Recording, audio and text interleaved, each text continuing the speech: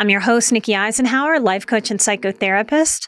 And on today's episode, I'm discussing 9 common irrational beliefs about trauma therapy and therapists. Irrational beliefs are the beliefs that we really want to be true, but they're just not. These are the shoulds. When we say things like, no child should go hungry, everyone should have enough money to not be in poverty, these are really the ideals that we're operating from. And we tend to have a lot of frustration, a lot of struggle as we learn that the beliefs that we want to be true often just aren't. All right, the first one I have for you, your therapist is there to fix you. Very easy idea to have, right? A therapist is there to fix you. I'm calling this an irrational belief. Nope, this isn't rational. Believe it or not, you aren't even there to fix you. It's not about fixing. You're there to learn how to create more optimal conditions in mind and body. You're there to learn how to work with your thoughts, work with your behaviors, and release emotion in productive ways so that you can cultivate, create, have space and more bandwidth to practice new ways of being, new ways that support optimal functioning. This results in healing yourself, not fixing yourself, but healing. And when it's done really well, this type of healing grows your wisdom. It helps you make healthier decisions as you move forward on your path. Your therapist is a mirror. Your therapist is a perspective offerer. The therapist is an options explorer. Your therapist is there with the education and the know-how to connect past psychological history with what's happening in the present moment so that you can have understanding and release old patterns that you may have picked up subconsciously that are just not serving you. A therapist is there to help you expand consciousness. The therapist is there to be a compassionate and hopefully mature, responsible, grounded adult that you can trust in trauma work. This also becomes an example for your inner child. All right, number 2, second irrational belief. Therapists are fairly similar, and I just need to pick one. Nope. Therapists are as different as creatures in the sea, y'all. Now, it's true. A licensed therapist, we all have a master's degree level of education, but the differences are far and wide. We each align with different theorists, and we reject other theories, which influence much of how we practice. I said to a colleague many years ago that I used to share an office with, because she asked me, how was your day with clients? How'd it go? And I said, oh, it was rough, just processing some countertransference. And she jumped back like she had touched a hot stove. And she said, oh, good God, I don't go there, too vulnerable. And it puzzled the hell out of me as a young therapist. I pondered for ages how she could work with people and avoid those feelings, avoid those conflicts, avoid that intensity and those honest and real emotions. It just didn't make sense to how I moved through the world or how I wanted to hold space with people. In general, transference just means when a client puts feelings onto the therapist that are about other people in his or her past or present life. I'm thinking of a client that had very strong transference with me many, many years ago. And this client, I've talked about him on the show, he tried to get me fired. He had no tangible reason. And finally, my boss, who definitely had my back, thank goodness, got him to admit that I looked and sounded like his first wife. Once he acknowledged that, it could dissipate. We could get that out of the way. And he actually worked very, very well with me. I liked him a lot. He liked me a lot. He would even come to future addiction groups in years after and tell the story to people in early recovery that he was so in his ego, he was so arrogant that he picked me to take out all his frustration on. And it was made so easy because I just happened to look like his first wife. And this is how we relate to each other in the human condition, y'all. As different as we all are, we each will hit different notes of other people we've come into contact with. This is one of those things for me that is just not rocket science. It's just one of those things that education hasn't decided to teach us when we're younger. How to deal with, how to acknowledge, how to not feel crazy when someone is hitting those buttons. I mean, what a thing for him to come into addiction treatment and have me as a doppelganger for his first wife that he had to sit with and work with. He didn't know how to work through those feelings or even acknowledge the truth of that to himself, just until he did and until he could. Now, I had some countertransference. This is a phrase, a term that therapists are taught to pay attention to. Because if we are good at this art form, we are paying attention to our own responses, our own reactions in our minds and in our bodies to what our clients are going through, so that we're making damn sure that we are not muddling what's going on for our client with our own process, our own stuff. I had countertransference with him and I knew it. And I was learning how to deal with it in the moment, just like he was learning to deal with his transference in the moment too. This is the truth of how therapy works. We can't just put on a white coat and pretend like these energies are not happening, these emotions are not happening. This is part of why I work in this realm. It makes no sense to me to pretend like this stuff isn't going on. My countertransference with him, which is just simply when the therapist puts feelings or assumptions or emotions onto the client. So I had been scapegoated a lot in my childhood family dynamic, which just means blamed for things that were out of my control, or just not my fault, just not my responsibility as a little kid in a family. So I felt a lot of triggering, getting blamed as bad, getting energy thrown at me like I'm so bad I should be fired. It was very reminiscent of the dynamics I had grown up in, and I had to learn how to manage that as a therapist, as a person. And I had to deal with that away from him in my own therapeutic process. So even though objectively you don't need countertransference to have uncomfortable emotions, I didn't need to have that connection to my own family dynamic to have had a whole lot of feelings about somebody trying to fire me for no good reason. But in being willing to face my own countertransference through that process, I very strongly learned, okay, this is what's going to come up for me if a client gets angry at me. If they get angry at me in an unreasonable way, if they get angry at me in a very reasonable way, this gives me opportunity to work on this for myself and for every other client that's going to cross my path. Because we have to allow, as therapists, that clients very well may have transference with us in such ways. It is our job to hold space for them and to figure out what our issues are to work on separately from that space that is for their process. In these acknowledgments, we were able to process it and let it go. It certainly wasn't the kind of scenario that we want or we think about. Someone books a session and comes and sits down and we talk about feelings. It was chaotic. It was stressful. He lived there in treatment. We would pass each other in the hallways until we had this worked out. That therapist I mentioned sharing an office with that decided to just do cognitive behavior therapy exclusively. She would teach people about the power of thoughts, the power of behaviors, while largely staying away from emotional discussion. It was too vulnerable for her. She gets to have boundaries there.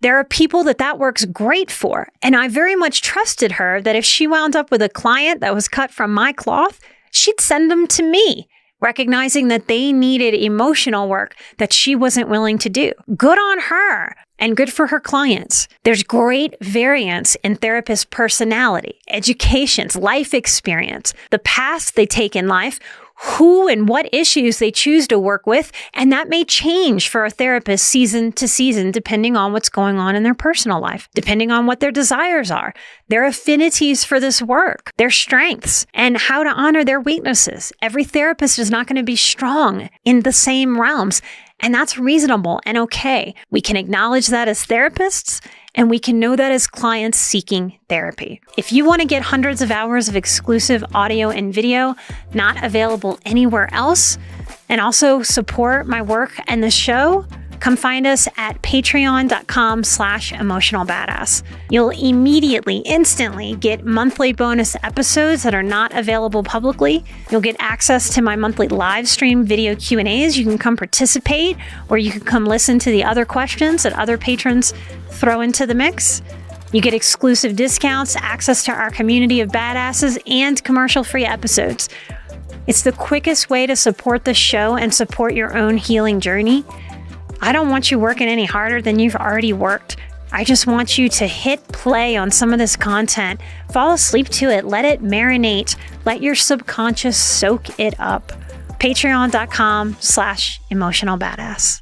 The third irrational belief that I have for you when it comes to trauma therapy and therapists is that the techniques a therapist knows are what's most important to help you.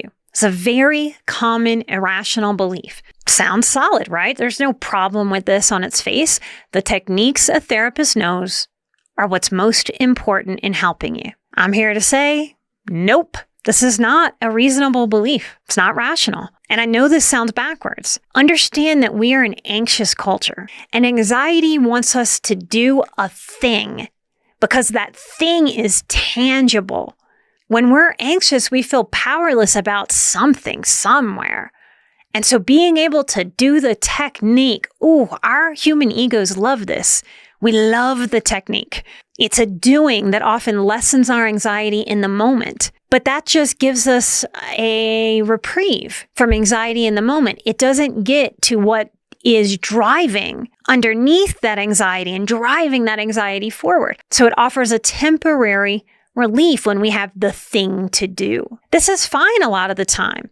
I'm anxious, I'll go for a walk.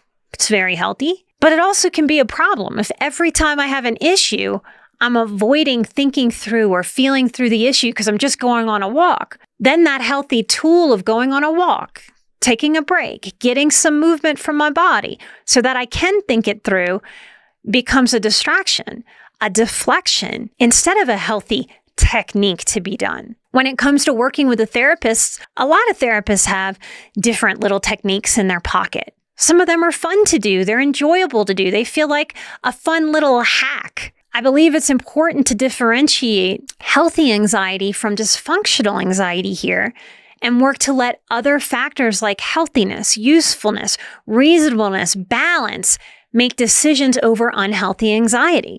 Once we have a technique that works a few times, our unhealthy anxiety may say, do that technique again and again and again and again. We don't want to participate in the definition of insanity here, doing the same thing over and over again, expecting a different result. I don't want you to just have techniques that lower your anxiety in the moment. I want you to have that, but I also want you to have the availability of the work within yourself and with a therapist that helps you get to the underlying root cause so that you can clean out that root cause with the goal of, I don't have to keep battling this anxiety in my life all the days of my life. That's really the true essence of change. And that's what we want when we're having anxiety again and again and again.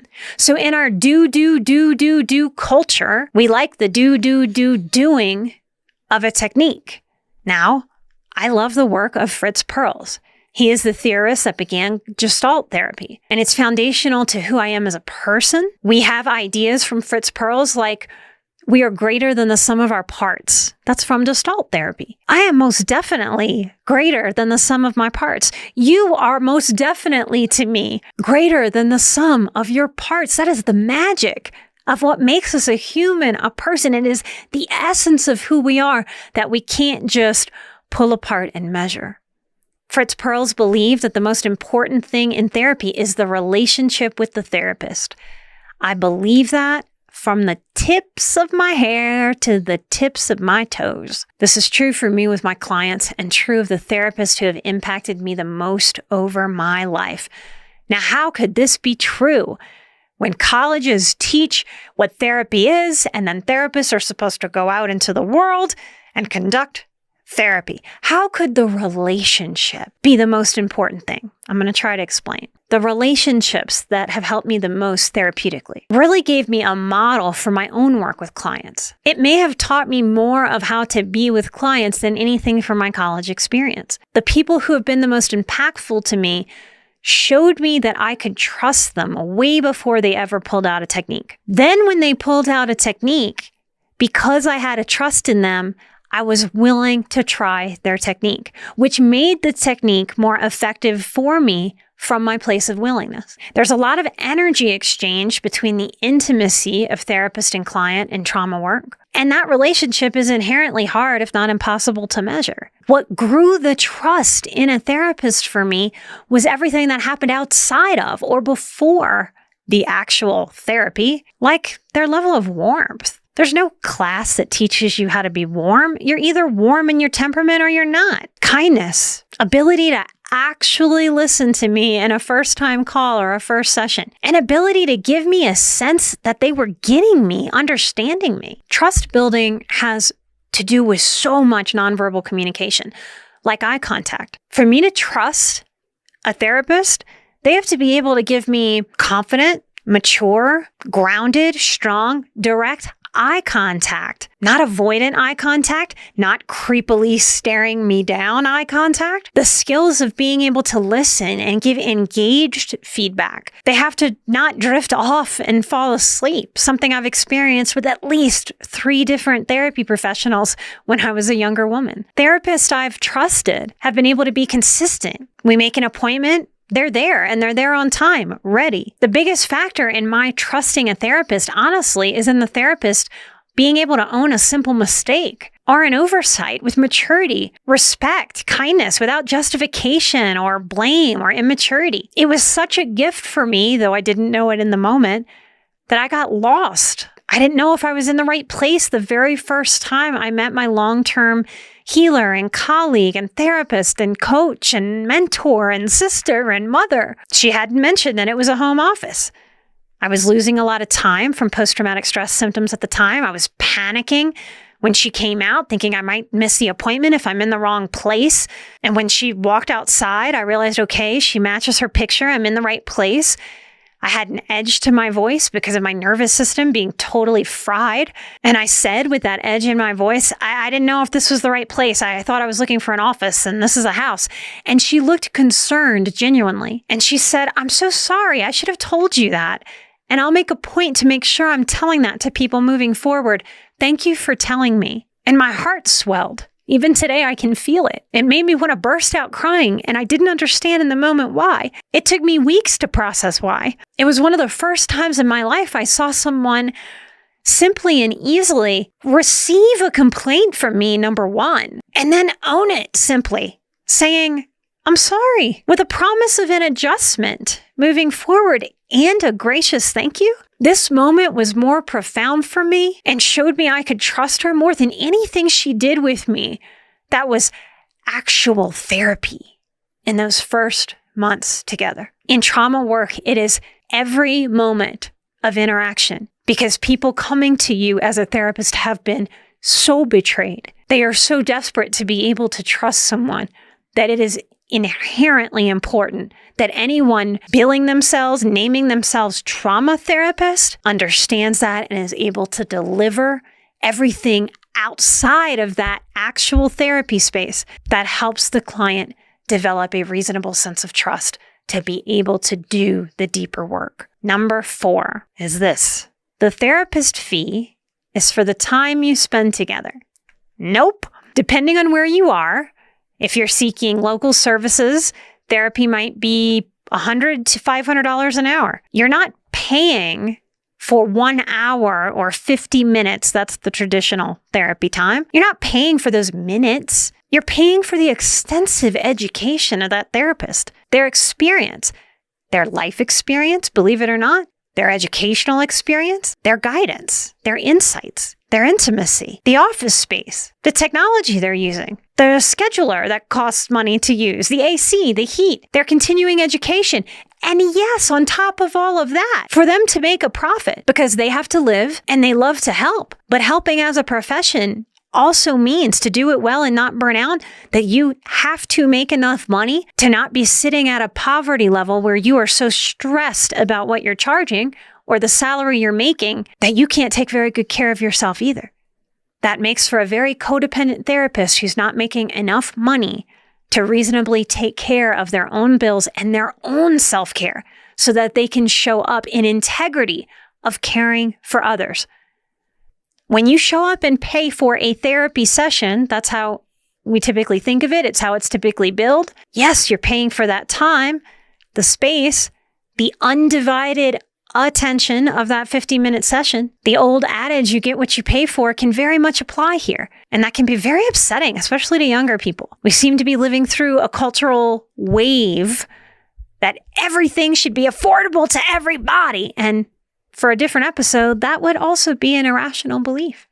Life just doesn't work that way, never has. I come from a mostly blue-collar background, which is rare in the field of therapy. In anything that takes a whole lot of academics, most people come from a white collar background. They have white collar experience. I have a lot of blue collar experience and white collar experience. That's a very different experience to have with a therapist. But coming from a blue collar background, it shocked me that by year 2 of being in private practice as a therapist, I had dozens, it wasn't just 1 or 2, dozens of people who had begun to give me a lot of feedback that I should charge more. Coming from a blue collar background, that shocked me because in lower socioeconomic status, paying for therapy seems luxurious, exorbitant. There's not a whole lot of value because it's a culture that is hustling to keep their head above water. I come from a lot of poverty. I just had another side of the family who did have a lot of money. So I had exposure to both sides of that coin.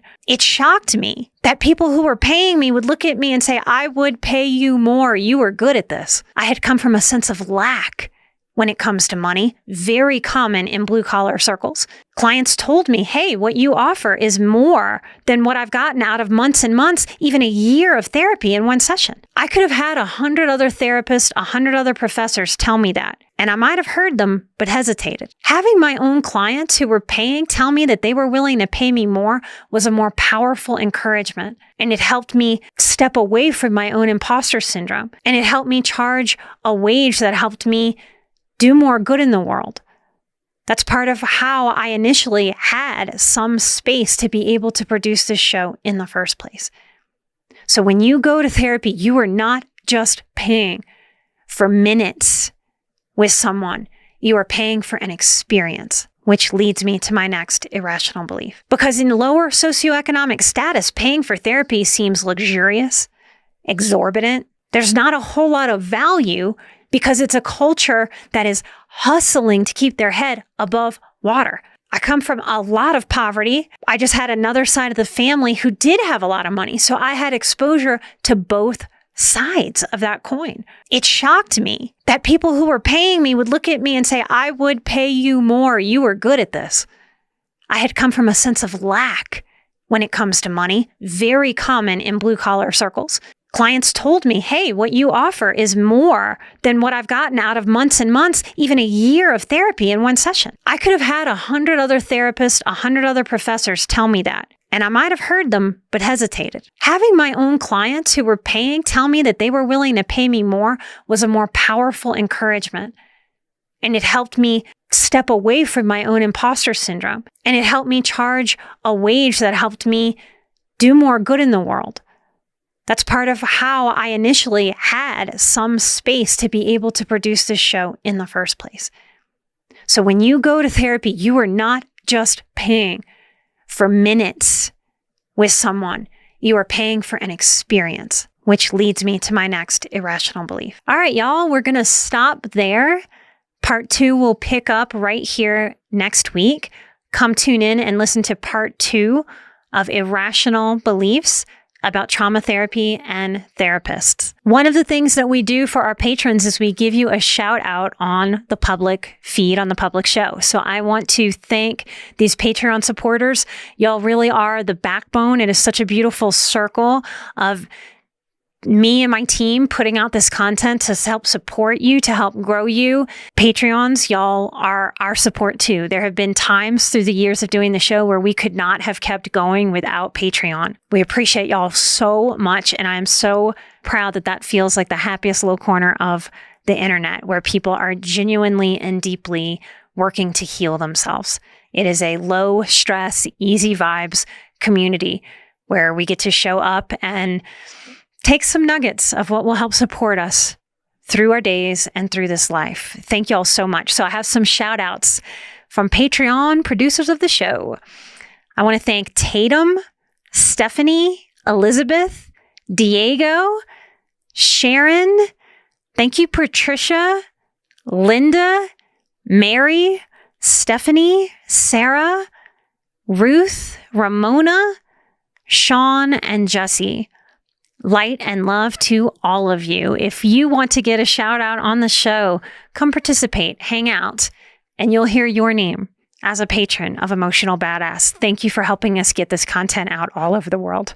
Head on over to patreon.com/emotionalbadass to get tons of content immediately at your fingertips that you can't find anywhere else on the internet. Light and love, y'all. I am an emotional badass. You are an emotional badass. And together, we are where Moxie meets mindful. Take care of yourselves, and I'll see you next time for part 2, right here. Bye-bye.